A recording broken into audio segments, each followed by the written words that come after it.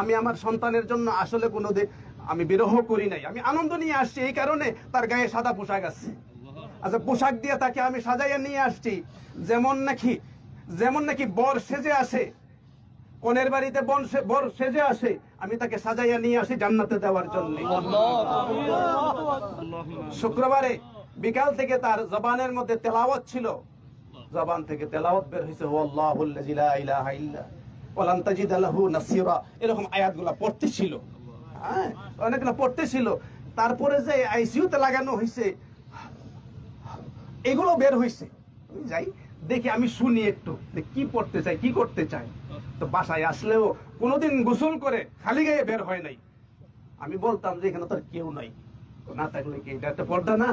তো যাক, আলহামদুলিল্লাহ, আমি আমার আল্লাহ পাক রব্বুল আলামিন কেন আমাকে এই সন্তান দিয়েছেন, এটা না দিলে তো পারতেন। এখন নিয়ে গেছেন, অনেকে বলে যে অকালে মৃত্যু। আসলে মৃত্যুর কোনো কালই নাই, তো অকাল হবে কিভাবে বলেন তো দেখি? কারণ আজকে আমাদের চিরাচরিত নিয়মটা হইল বাবাকে কাঁধে করে সন্তান কবরে নিয়ে যাবে, আর আজকে বাবা কাঁধে করে সন্তানকে কবরে নিয়ে যায়।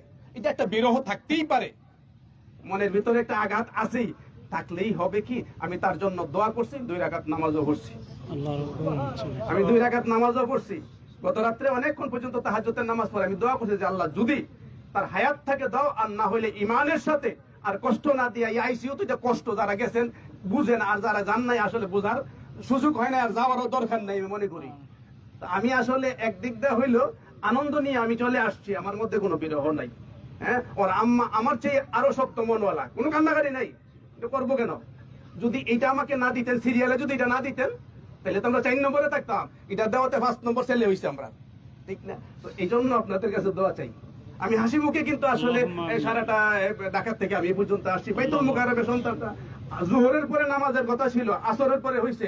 হাজার হাজার ছাত্ররা এখানে কমেন্ট করতেছে যে আমরা আসরের পরে দেন, আমরা আসতেছি, আমরা সাইফুর রহমানকে আমরা অত্যন্ত ভালোবাসি, দেখা না হইলেও আমরা জানাজায় যেন সামিল হইতে পারি। এই জন্য এরপরে মহিউদ্দিন বানী সাহেব যাওয়ার পরে জোহরের নামাজ পড়ে ওনার কামরায় ঢুকছি, পরে হযরত আপনি খাওয়া দাওয়া করেন আগে, স্পেশাল ভাবে ওনার রুমে আমাকে নিয়ে এসে বলেন আপনি একটু আরাম করতে থাকেন, সারাদিন তো আরাম নাই, কয়েকদিন যাবত ওনার এখানে আমি আসর পর্যন্ত আরাম করছি, খাওয়া দাওয়া করে হাসি মুখে ওনার সাথে। এটাই আমাদের ওলামায়ে কেরামের শান থাকার দরকার। কান্না করবো কেন? দোয়া না করবো। কিন্তু আমাদের সমাজে যাতে কান্না না হয়, দোয়া করি আল্লাহ পাক রব্বুল আলামিন আমাদের গ্রামে যারা আজকে শহীদ আছে সকলকে যেন জান্নাতের আলা মাকাম দান করে। আজকে আপনারা যারা আসছেন তাদের প্রতি আমি কৃতজ্ঞ। কারণ ঢাকা থেকে আব্দুল কাইয়ুমুল্লাহ সাহেব আসছেন, আসলে গতকাল আমার এখানে গিয়েছেন, এর আগেও গিয়েছেন, বারবার দেখা করেছেন। যে